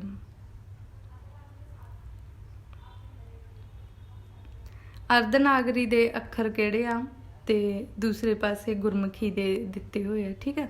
ਇਹ ਅਰਧਨਾਗਰੀ ਦੇ ਵਿੱਚ ਇਸ ਤਰ੍ਹਾਂ ਸੀ ਤੇ ਉਸ ਤੋਂ ਬਾਅਦ ਗੁਰਮੁਖੀ ਦੇ ਇਸ ਤਰ੍ਹਾਂ ਸੀ। ਬਹੁਤ ਸੋਹਣੀ ਚੀਜ਼ ਆ, ਇਹਨੂੰ ਵੀ ਤੁਸੀਂ ਦਿਮਾਗ ਵਿੱਚ ਰੱਖਣਾ ਹੈ। ਇਹ ਇਸੇ ਤਰ੍ਹਾਂ ਅਰਧਨਾਗਰੀ ਔਰ ਇੱਧਰ ਗੁਰਮੁਖੀ।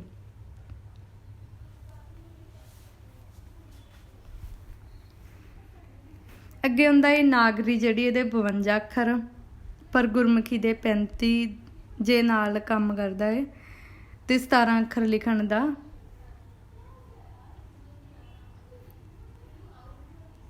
ਪੰਜਾਬੀ ਦੀ ਕੋਸ਼ਕਾਰੀ। ਪੰਜਾਬੀ ਜਿਹੜੀ ਹੈ ਇਹਦੀ ਪਹਿਲਾਂ ਇਹਦਾ ਕੋਸ਼ ਦਾ ਅਰਥ ਦੇਖਦੇ ਹਾਂ। ਕੋਸ਼ ਜਿਹੜਾ ਹੈ ਸੰਸਕ੍ਰਿਤ ਭਾਸ਼ਾ ਦਾ ਸ਼ਬਦ ਹੈ ਜਿਸ ਦੇ ਅਰਥ ਹਨ ਭੰਡਾਰ, ਖਜ਼ਾਨਾ ਤੇ ਸੰਗ੍ਰਹਿ। ਅੱਜ ਕੱਲ੍ਹ ਕੋਸ਼ ਤੋਂ ਭਾਵ ਹੈ ਸ਼ਬਦ ਕੋਸ਼ ਤੋਂ ਵੀ ਲਿਆ ਜਾਂਦਾ ਹੈ। ਲਾਤੀਨੀ ਭਾਸ਼ਾ ਦੇ ਸ਼ਬਦ ਡਿਕਸ਼ਨ ਤੋਂ ਬਣਿਆ ਇਹ ਸ਼ਬਦ ਅੰਗਰੇਜ਼ੀ ਦੇ ਡਿਕਸ਼ਨਰੀ ਸ਼ਬਦ ਦਾ ਸਮਾਨਾਰਥਕ ਸ਼ਬਦ ਹੈ। ਪੰਜਾਬੀ ਵਿੱਚ ਕੋਸ਼ਕਾਰੀ ਦਾ ਕੰਮ ਬਹੁਤ ਪੁਰਾਣਾ ਨਹੀਂ। ਭਾਸ਼ਾ ਵਿਭਾਗ ਪੰਜਾਬ ਵੱਲੋਂ ਪੰਜਾਬੀ ਕੋਸ਼ਕਾਰੀ ਅਨੁਸਾਰ ਭਾਸ਼ਾ ਵਿਭਾਗ ਪੰਜਾਬ ਵੱਲੋਂ ਕੀ ਕਹਿੰਦੇ ਉਹ ਕਹਿੰਦੇ ਅੱਜ ਕੱਲ੍ਹ ਕੋਸ਼ ਕਹਿਣ ਤੋਂ ਮੁਰਾਦ ਅਜਿਹੀ ਕਿਤਾਬ ਹੈ ਜਿਸ ਵਿੱਚ ਕਿਸੇ ਭਾਸ਼ਾ ਦੀ ਕੁੱਲ ਬੁਨਿਆਦੀ ਸਮੱਗਰੀ ਅਰਥਾਤ ਸ਼ਬਦ, ਧਾਤੂ, ਪ੍ਰਤਿਭਾ, ਆਪਣੇ ਕਰਮ ਜਾਂ ਹੋਰ ਕਿਸੇ ਭਾਸ਼ਾ ਦੀ ਕੁੱਲ ਬੁਨਿਆਦੀ ਸਮੱਗਰੀ ਅਰਥਾਤ ਧਾਤੂ ਅਤੇ ਪ੍ਰਤਿਭਾ ਆਪਣੇ ਅੱਖਰ, ਕਰਮ ਜਾਂ ਕਿਸੇ ਹੋਰ ਕਰਮ ਨਾਲ ਦਰਜ ਹੋਣ, ਜਿਸ ਕਰਕੇ ਲੋੜੀਂਦੀ ਸ਼ਬਦ ਤੇ ਸ਼ਬਦਕੋਸ਼ ਵਿੱਚ ਝਟਪਟ ਲੱਭਿਆ ਜਾ ਸਕੇ। ਫਿਰ ਜਿਸ ਵਿੱਚ ਸ਼ਬਦ ਦੇ ਨਾਲ ਨਾਲ ਇਹਨਾਂ ਦੇ ਅਰਥ ਉਸੇ ਜਾਂ ਕਿਸੇ ਹੋਰ ਭਾਸ਼ਾ ਵਿੱਚ ਦਿੱਤੇ ਹੋਣ। ਕੋਸ਼ਕਾਰੀ ਲਈ ਕੁਝ ਜ਼ਰੂਰੀ ਗੱਲਾਂ। ਸ਼ਬਦ ਦਾ ਮੁੱਢਲਾ ਰੂਪ, ਉਚਾਰਨ, ਵਿਆਕਰਨ, ਵਿਉਂਤਪਤੀ, ਅਰਥ, ਮੁਹਾਵਰੇ, ਸਮਾਨਾਰਥ, ਵਿਪਰੀਤ ਅਰਥ, ਸਮਾਸ ਤੇ ਟੂਕਮ ਇਹਦੇ ਜ਼ਰੂਰੀ ਗੱਲਾਂ ਹੈ, ਠੀਕ ਹੈ। ਇਹ ਚੀਜ਼ਾਂ ਨੂੰ ਵੀ ਯਾਦ ਰੱਖਿਓ। ਆਪਾਂ ਇੱਕ ਕੋਸ਼ਕਾਰੀ ਵਾਲੇ ਕੁਐਸਚਨ ਵੀ ਐਡ ਕੀਤੇ ਸੀ। ਪੰਜਾਬੀ ਕੋਸ਼ਕਾਰੀ ਬਾਰੇ ਚ ਇਹਦੇ ਵਿੱਚੋਂ ਇੰਪੋਰਟੈਂਟ ਕੁਐਸਚਨ ਅਨੁਵਾਦ ਕਾਰਜ ਆਉਂਦਾ ਅੱਗੇ। ਅਨੁਵਾਦ ਕਾਰਜ ਕਿਵੇਂ ਕੰਮ ਕਰਦਾ ਹੈ? ਅਨੁਵਾਦ ਦਾ ਅਰਥ ਹੁੰਦਾ ਹੈ ਇੱਕ ਭਾਸ਼ਾ ਵਿੱਚ ਲਿਖੀ ਹੋਈ ਰਚਨਾ ਦਾ ਕਿਸੇ ਦੂਜੀ ਭਾਸ਼ਾ ਵਿੱਚ ਅਨੁਵਾਦ ਕਰਨਾ, ਠੀਕ ਆ। ਕਿਸੇ ਵੀ ਰਚਨਾ ਦਾ ਅਨੁਵਾਦ ਬਹੁਤ ਸੌਖਾ ਕੰਮ ਨਹੀਂ ਹੈ। ਇਹਨਾਂ ਦੋਵਾਂ ਭਾਸ਼ਾਵਾਂ ਦੀ ਜਾਣਕਾਰੀ ਹੋਣੀ ਜ਼ਰੂਰੀ ਆ, ਹੈ ਨਾ। ਜੇ ਕੋਈ ਉਰਦੂ ਦੇ ਵਿੱਚੋਂ ਪੰਜਾਬੀ ਦੇ ਵਿੱਚ ਕਰ ਰਿਹਾ, ਉਹਨੂੰ ਉਰਦੂ ਵੀ ਆਉਂਦੀ ਹੋਣੀ ਚਾਹੀਦੀ ਹੈ ਅਤੇ ਪੰਜਾਬੀ ਵੀ।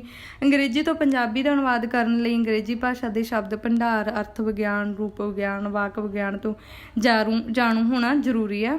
ਇਸ ਲਈ ਇਸ ਦੇ ਨਾਲ ਨਾਲ ਪੰਜਾਬੀ ਦਾ ਵੀ, ਜਿਸ ਦੇ ਸਦਕਾ ਹੀ ਅਨੁਵਾਦ ਕਾਰਜ ਨਿਪਰੇ ਚੜ੍ਹ ਸਕਦਾ ਹੈ। ਠੀਕ ਹੈ। ਇਸ ਤਰ੍ਹਾਂ ਇਹ ਵਾਲੇ ਜਿਹੜੇ ਕੁਝ ਕੁ ਅਨੁਵਾਦ ਆ, ਇਹਨਾਂ ਨੂੰ ਤੁਸੀਂ ਨਾ ਸਕਰੀਨਸ਼ਾਟ ਲੈ ਲਿਓ, ਇਹਨਾਂ ਨੂੰ ਵੀ ਯਾਦ ਕਰ ਲਿਓ ਇੱਕ ਵਾਰੀ। ਇਸ ਤਰ੍ਹਾਂ ਦੇ ਕੁਐਸਚਨ ਵੀ ਆ ਜਾਂਦੇ ਹੁੰਦੇ ਆ। ਆਹ ਵਾਲਾ ਆਉਂਦਾ ਹੁੰਦਾ, ਇੱਕ ਸੁਨਹਿਰੀ ਦਿਲ ਕੀਤੀ ਆ ਚੰਗੇਜ਼ ਦੀ, ਪਿਆਰ ਸਿੰਘ ਸਹਿਰਾਈ ਨੇ ਕੀਤੀ ਹੈ। ਔਰ ਗੁਰਕੀ ਦੀ ਆ ਸਕਦੀ ਆ।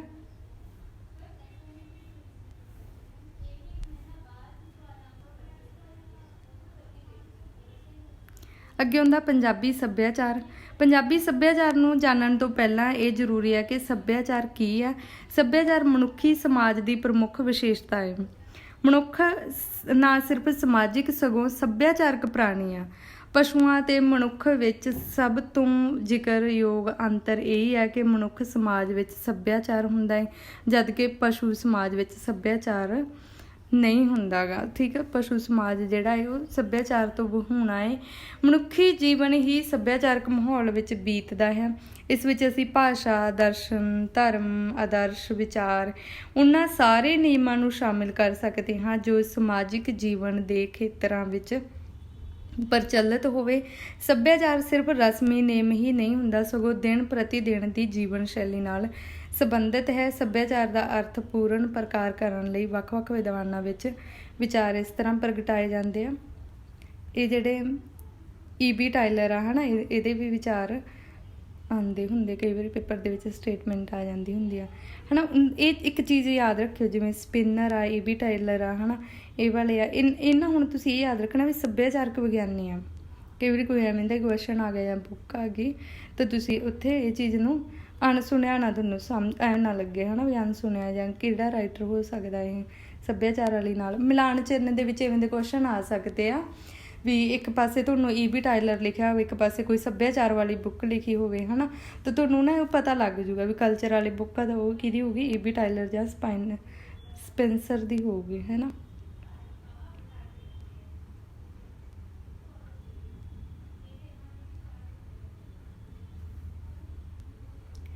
ਸੱਭਿਆਚਾਰ ਦੀਆਂ ਵਿਸ਼ੇਸ਼ਤਾਵਾਂ। ਸੱਭਿਆਚਾਰ ਸਿੱਖੀ ਗਈ ਯੋਗਤਾ ਹੈ। ਸੱਭਿਆਚਾਰ ਆਦਰਸ਼ਾਤਮਕ ਹੁੰਦਾ ਹੈ। ਠੀਕ ਹੈ। ਸੱਭਿਆਚਾਰ ਜ਼ਰੂਰਤਾਂ ਦੀ ਪੂਰਤੀ ਕਰਦਾ ਹੈ। ਸੱਭਿਆਚਾਰ ਦਾ ਮੁੱਖ ਵਾਹਕ ਹੈ। ਭਾਸ਼ਾ ਸੱਭਿਆਚਾਰ ਦਾ ਮੁੱਖ ਵਾਹਕ ਆ। ਜੇ ਭਾਸ਼ਾ ਹੈ ਤਾਂ ਹੀ ਸੱਭਿਆਚਾਰ ਸਰਵਾਈਵ ਕਰ ਰਿਹਾ ਹੈ। ਸੱਭਿਆਚਾਰ ਮਨੁੱਖ ਦੀ ਨਿੱਜੀ ਵਿਰਾਸਤ ਨਾ ਹੋ ਕੇ ਬਲਕਿ ਸਮਾਜਿਕ ਤੇ ਸਮੂਹਿਕ ਵਿਰਾਸਤ ਹੈ। ਸੱਭਿਆਚਾਰ ਪਰੰਪਰਾ ਤੋਂ ਹੀ ਚੱਲਿਆ ਆ ਰਿਹਾ ਹੈ। ਸੱਭਿਆਚਾਰ ਏਕੀਕ੍ਰਿਤ ਵਿਵਸਥਾ ਹੈ। ਸੱਭਿਆਚਾਰ ਮਨੁੱਖੀ ਦਿਮਾਗ ਦੀ ਅਭਿਵਿਅਕਤੀ ਹੈ। ਸੱਭਿਆਚਾਰ ਸਰਵਅੰਗਕ ਆ। ਸੱਭਿਆਚਾਰ ਪ੍ਰਤਿਮਾਨ ਭੌਤਿਕ ਤੇ ਗੈਰ ਭੌਤਿਕ ਦੋਨੇ ਤਰ੍ਹਾਂ ਦਾ ਹੈ। ਸੱਭਿਆਚਾਰ ਸਰਵ ਵਿਆਪਕ ਆ। ਹਰੇਕ ਸੱਭਿਆਚਾਰ ਦਾ ਆਪਣਾ ਵੱਖਰਾ ਸੱਭਿਆਚਾਰ ਹੁੰਦਾ ਹੈ। ਠੀਕ ਆ। ਪੰਜਾਬੀ ਦਾ ਅਲੱਗ ਹੋਊਗਾ, ਹੈ ਨਾ, ਅੰਗਰੇਜ਼ਾਂ ਦਾ ਅਲੱਗ ਤਰ੍ਹਾਂ ਦਾ ਸੱਭਿਆਚਾਰ ਰਹਿਣਾ ਸਹਿਣਾ ਹੁੰਦਾ ਹੈ। ਇਸ ਲਈ ਕਿਹਾ ਹੈ ਕਿ ਹਰੇਕ ਸਮਾਜ ਦਾ ਆਪਣਾ ਵੱਖਰਾ ਸੱਭਿਆਚਾਰ ਹੁੰਦਾ ਹੈ। ਸੱਭਿਆਚਾਰ ਦੇ ਤੱਤ ਕਿਹੜੇ ਕਿਹੜੇ ਹੁੰਦੇ ਆ? ਗਿਆਨ, ਬੋਧ, ਆਦਰਸ਼ ਅਵਸਥਾ ਤੇ ਕਦਰਾਂ ਕੀਮਤਾਂ, ਹੈ ਨਾ, ਸੱਭਿਆਚਾਰਕ ਤੱਤ ਤੇ ਸੱਭਿਆਚਾਰਕ ਪਰਿਵਰਤਨ। ਅੱਗੇ ਰਾਬਲ ਨੇ ਵਿਚਾਰ ਦਿੱਤਾ ਹੈ ਆਪਣਾ। ਸੱਭਿਆਚਾਰ ਤੱਤ ਹੋਰ ਕੁਝ ਨਹੀਂ ਸਗੋਂ ਕੇਂਦਰੀ ਸੰਗਠਕ ਤੱਤਾਂ ਦਾ ਵਿਸ਼ਾਲ ਪੁੰਜ ਹੈ। ਪੰਜਵਾਂ ਹੁੰਦਾ ਹੈ ਸੱਭਿਆਚਾਰਕ ਪੈਟਰਨ। ਪੰਜਾਬੀ ਸੱਭਿਆਚਾਰ ਜਿਹੜਾ ਇਹ ਪੰਜਾਬ ਦਾ ਇੱਕ ਮਿਸ਼ਰਿਤ ਸੱਭਿਆਚਾਰ ਹੈ, ਜਿਸ ਦਾ ਕਾਰਨ ਹੈ ਕਿ ਆਰੀਆ ਲੋਕਾਂ ਦੇ ਆਉਣ ਤੋਂ ਲੈ ਕੇ ਅੰਗਰੇਜ਼ਾਂ ਦਾ ਕਬਜ਼ਾ ਜਮਾਉਣ ਤੱਕ ਯੂਨਾਨੀ, ਕੁਸ਼ਕ, ਹੁਣ ਮੰਗੋਲ, ਤੁਰਕ, ਪਠਾਨ ਆਦਿ ਕਈ ਬਾਹਰਲੀਆਂ ਜਾਤਾਂ ਦੇ ਨਸਲਾਂ ਦੇ ਲੋਕ ਪੰਜਾਬ ਵਿੱਚ ਆ ਕੇ ਵਸੇ, ਜਿਨ੍ਹਾਂ ਦਾ ਪ੍ਰਭਾਵ ਸਾਡੇ ਪੰਜਾਬੀ ਸੱਭਿਆਚਾਰ ਉੱਪਰ ਪੈਂਦਾ ਗਿਆ। ਠੀਕ ਹੈ ਦੋਸਤੋ, ਸਿਰਫ 1 ਮਿੰਟ ਲਈ ਤੁਸੀਂ ਹੋਲਡ ਰੱਖਿਓ। ਜੇਕਰ ਮੈਂ ਵੀਡੀਓ ਨੂੰ ਕੱਟ ਕੇ ਦੁਬਾਰਾ ਬਣਾਉਂਗੀ ਤਾਂ ਫਿਰ ਉਨਾ ਹੀ ਸਮਾਂ ਲੱਗ ਜਾਊਗਾ। ਤੁਹਾਨੂੰ ਇੱਕ ਵਾਰੀ ਵੀਡੀਓ ਨੂੰ ਹੋਲਡ ਰੱਖਣਾ ਪੈਣਾ ਹੈ ਸਿਰਫ 4-5 ਸੈਕਿੰਡ ਦੇ ਲਈ।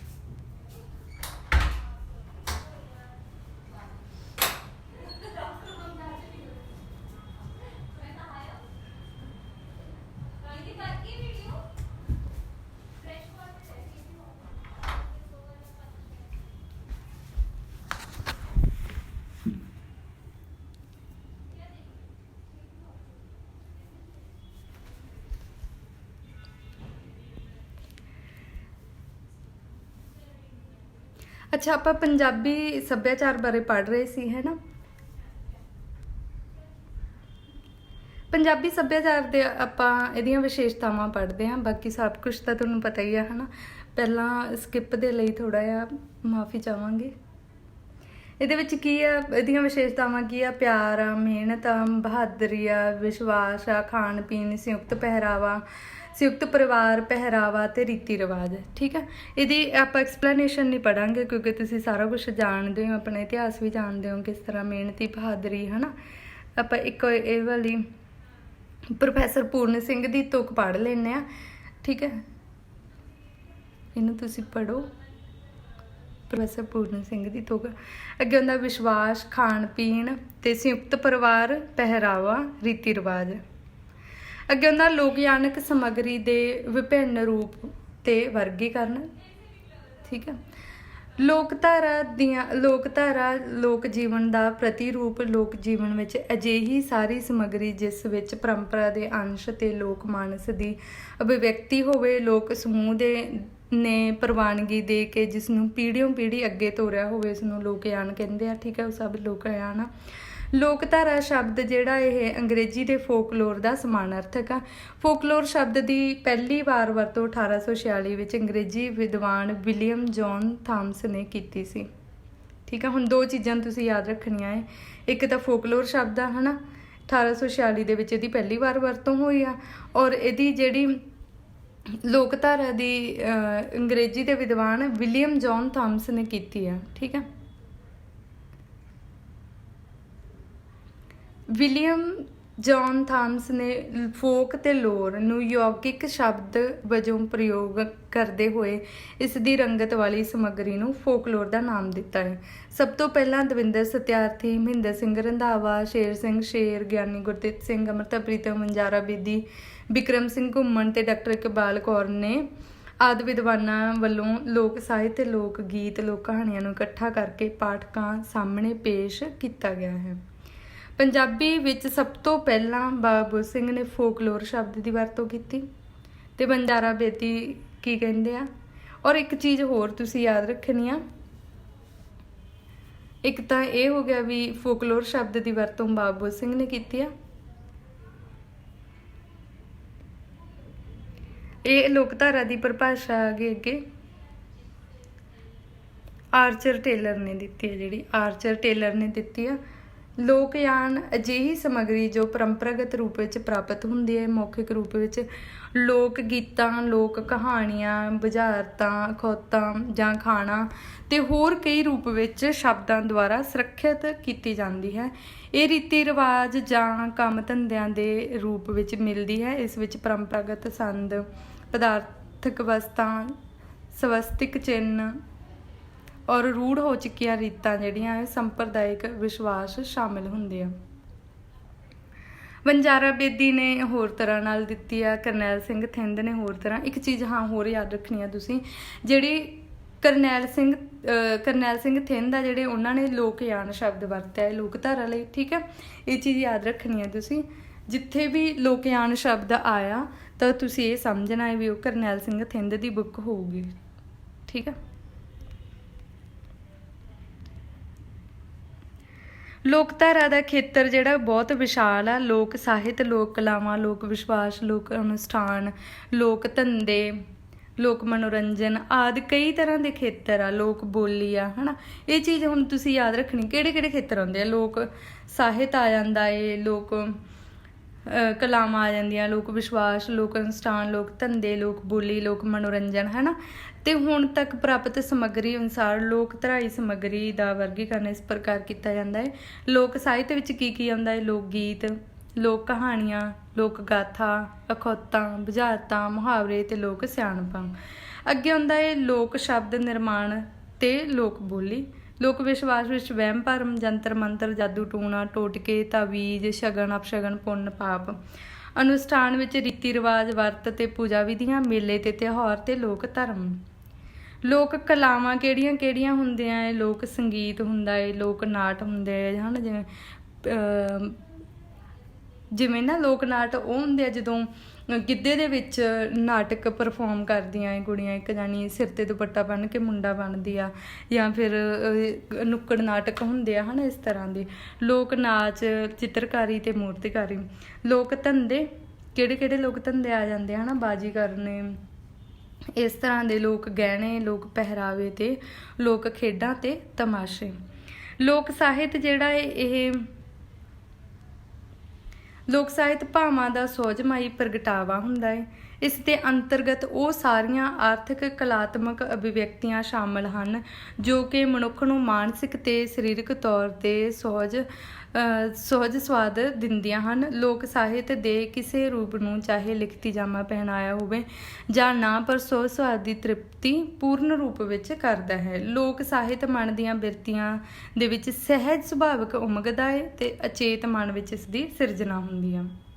ਠੀਕ ਹੈ। ਸਹਿਜ ਸੁਭਾਈ ਉਮਗਦਾ ਮਤਲਬ ਜਦੋਂ ਕੋਈ ਬੋਲੀਆਂ ਬਣਾਉਂਦੇ ਆ, ਹੈ ਨਾ, ਲੋਕ ਬੋਲੀਆਂ ਹੁੰਦੀਆਂ ਜਿਵੇਂ ਉਹਨਾਂ ਨੂੰ ਤੁਸੀਂ ਦੇਖੋਗੇ ਤਾਂ ਉਹ ਸਹਿਜ ਸੁਭਾਈ ਬਣਦੀਆਂ ਹੈ ਅਤੇ ਚੇਤ ਮਨ ਵਿੱਚ ਇਹਨਾਂ ਦੀ ਸਿਰਜਣਾ ਹੁੰਦੀ ਰਹਿੰਦੀ ਆ। ਲੋਕ ਸਾਹਿਤ ਦਾ ਜਿਹੜਾ ਵਿਸ਼ਾ ਖੇਤਰ ਉਹ ਕੀ ਹੁੰਦਾ ਹੈ? ਲੋਕ ਕਾਵ, ਲੋਕ ਕਹਾਣੀਆਂ, ਲੋਕ ਗਾਥਾ, ਬੁਝਾਰਤਾਂ, ਅਖਾਣ ਤੇ ਮੁਹਾਵਰੇ। ਲੋਕ ਗੀਤ ਤੁਹਾਨੂੰ ਪਤਾ ਹੀ ਆ, ਹੈ ਨਾ, ਕਿਹੜੇ ਕਿਹੜੇ ਹੁੰਦੇ ਆ ਲੋਕ ਗੀਤ। ਲੋਕ ਗੀਤਾਂ ਦੇ ਨਾ ਆਪਾਂ ਲੱਛਣ ਦੇਖਾਂਗੇ ਕਿਹੜੇ ਕਿਹੜੇ ਹੁੰਦੇ ਆ। ਮੌਖਿਕਤਾ, ਸਭ ਤੋਂ ਪਹਿਲਾਂ ਤਾਂ ਇਹ ਮੌਖਿਕ ਹੁੰਦਾ ਹੈ, ਲਿਖਤੀ ਰੂਪ 'ਚ ਨਹੀਂ ਹੁੰਦਾ। ਸਰੋਂਦੀ ਅੰਸ਼ ਹੁੰਦਾ ਇਹਦਾ, ਬੋਲੀ ਹੁੰਦੀ ਆ, ਤਾਜ਼ਗੀ ਤੇ ਨਰੋਆਪਣ ਹੁੰਦਾ ਹੈ। ਤੁਸੀਂ ਨਾ ਜਦੋਂ ਮਰਜ਼ੀ ਬੋਲੀਆਂ, ਹੁਣ ਜਿਵੇਂ ਸਾਉਣ ਦਾ ਮਹੀਨਾ ਚੱਲ ਰਿਹਾ ਹੈ, ਬੋਲੀਆਂ ਦੇਖ ਲਓ ਜੇ, ਜਦੋਂ ਵੀ ਕੋਈ ਵੀ ਜਾਂ ਤੀਆਂ ਆਈਆਂ ਜਾਂ ਫਿਰ ਕੋਈ ਵੀ ਵਿਆਹ ਦੇ ਵਿੱਚ ਤੁਸੀਂ ਬੋਲੀਆਂ, ਉਨੀ ਤਾਜ਼ਗੀ ਤੇ ਨਰੋਏਪਣ ਨਾਲ ਤੁਸੀਂ ਉਹਨਾਂ ਬੋਲੀਆਂ ਨੂੰ ਵਰਤੋਂਗੇ ਜਿੰਨੀ ਤੁਸੀਂ ਪਿਛਲੇ ਸਾਲ ਜਾਂ ਛੋਟੇ ਹੁੰਦੇ ਤੋਂ ਉਹਨਾਂ ਦੀ ਵਰਤੋਂ ਕਰਦੇ ਆ ਰਹੇ ਹੋਗੇ। ਲੋਕ ਪ੍ਰਵਾਨਗੀ ਹੁੰਦੀ ਆ, ਸਭ ਤੋਂ ਜ਼ਰੂਰੀ ਚੀਜ਼। ਵਿਸ਼ੇ ਤੇ ਰੂਪ ਦੀ ਵੰਨ ਸੁਵੰਨਤਾ ਹੁੰਦੀ ਹੈ। ਇਹ ਵਾਲੇ ਜਿਹੜੇ ਕੁਐਸਚਨ ਇਹ ਆ ਜਾਂਦੇ ਆ। ਲੋਕ ਕਾਵਿ ਦੇ ਰੂਪ, ਸਭ ਤੋਂ ਪਹਿਲਾਂ ਕੀ ਹੁੰਦੇ ਆ? ਜਨਮ ਦੇ ਗੀਤ ਹੁੰਦੇ ਆ, ਫਿਰ ਵਿਆਹ ਦੇ ਗੀਤ ਹੁੰਦੇ ਆ। ਜਨਮ ਦੇ ਸਮੇਂ ਜਿਹੜੇ ਗੀਤ ਗਾਏ ਜਾਂਦੇ ਆ। ਵਿਆਹ ਦੇ ਗੀਤ ਉਹ ਹੁੰਦੇ ਆ ਜਿਹੜੇ ਵਿਆਹ ਦੇ ਸਮੇਂ ਗਾਏ ਜਾਂਦੇ ਆ, ਹੈ ਨਾ। ਇੱਕ ਘੋੜੀਆਂ ਹੁੰਦੀਆਂ ਤੇ ਸੁਹਾਗ ਹੁੰਦੇ ਆ, ਔਰ ਉਸ ਤੋਂ ਬਾਅਦ ਸਿੱਠਣੀਆਂ ਹੁੰਦੀਆਂ ਜਿਹੜੀਆਂ ਇੱਕ ਦੂਜੇ ਨੂੰ ਵਿਅੰਗਮਈ ਸਿੱਠਣੀਆਂ ਹੁੰਦੀਆਂ। ਠੀਕ ਆ। ਪੱਤਲ ਹੁੰਦੇ ਆ, ਲਾਵਾਂ ਤੋਂ ਬਾਅਦ ਜਦੋਂ ਕੁੜੀਆਂ ਜੰਝ ਬਣਦੀਆਂ ਏ, ਫਿਰ ਕੋਈ ਵੀ ਵਿਅਕਤੀ ਜੰਝ ਛਡਾਉਣ ਤੋਂ ਬਿਨਾਂ ਰੋਟੀ ਨਹੀਂ ਖਾ ਸਕਦਾ, ਹੈ ਨਾ, ਇਹਨੂੰ ਪੱਤਲ ਕਹਿੰਦੇ ਆ। ਫਿਰ ਸਹੁਰੇ ਘਰ ਦੇ ਗੀਤ ਹੁੰਦੇ ਆ, ਜਦੋਂ ਸਹੁਰੇ ਘਰ ਜਾ ਕੇ ਕੁੜੀ ਦੇ ਕਾਫੀ ਨਵੇਂ ਰਿਸ਼ਤੇ ਬਣਦੇ ਆ, ਉਹ ਸਹੁਰੇ ਘਰ ਤੰਗ ਆ ਕੇ ਆਪਣੇ ਪਤੀ ਨੂੰ ਕਹਿੰਦੀ ਆ। ਇਹ ਵਾਲੀ ਬੋਲੀ ਆ, ਤੁਸੀਂ ਉਹਨੂੰ ਪੜ੍ਹ ਸਕਦੇ ਹੋ। ਦਿਓਰ ਭਾਬੀ ਦੇ ਗੀਤ ਹੁੰਦੇ ਆ, ਔਰ ਭੈਣ ਭਰਾ ਦੇ ਗੀਤ ਹੁੰਦੇ ਆ। ਪਤਨੀ ਤੇ ਪਤੀ ਲਈ ਪਿਆਰ ਦੇ ਗੀਤ ਹੁੰਦੇ ਆ। ਵਿਛੋੜਾ, ਜੀਜੇ ਸਾਲੀ ਦੇ ਗੀਤ ਹੁੰਦੇ ਆ। ਛੰਦ ਹੁੰਦੇ ਆ, ਹੈ ਨਾ।